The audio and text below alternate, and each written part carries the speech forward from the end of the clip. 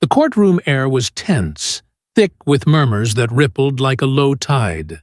At the center sat a man in a wheelchair, his uniform crisp but worn by time, his chest adorned with a single medal that gleamed under the harsh fluorescent lights. The judge's gavel struck, silencing the whispers. And then, with eyes that carried more authority than compassion, the judge demanded, "Remove that medal. This is not a place for decorations." Gasps echoed through the room.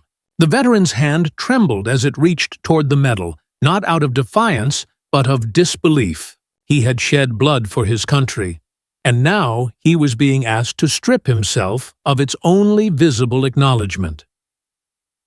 Before I tell you what happened next, tell me in the comments where you're watching from.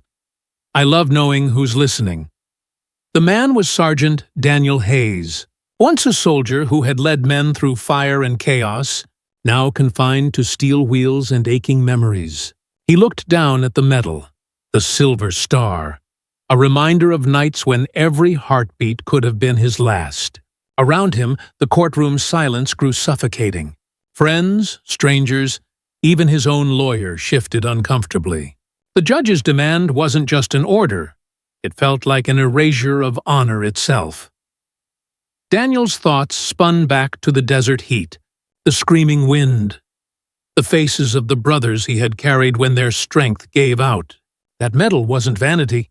It was their story etched in silver. His hand froze on the ribbon, unwilling to let it go. Yet the judge's stare bore down on him, cold and merciless. A moral weight pressed into the air. Was the courtroom about law alone, or was there space for dignity, for sacrifice? People exchanged glances, as though silently asking, "Is this justice or humiliation?" Daniel's heart sank.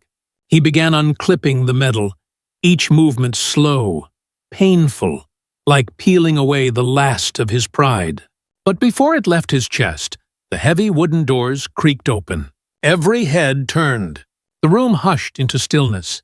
A figure stepped inside, tall, broad-shouldered, his uniform crisp, his chest lined with medals of his own. The rows parted like waves before him. A general had walked in. Whispers surged. "Is that?"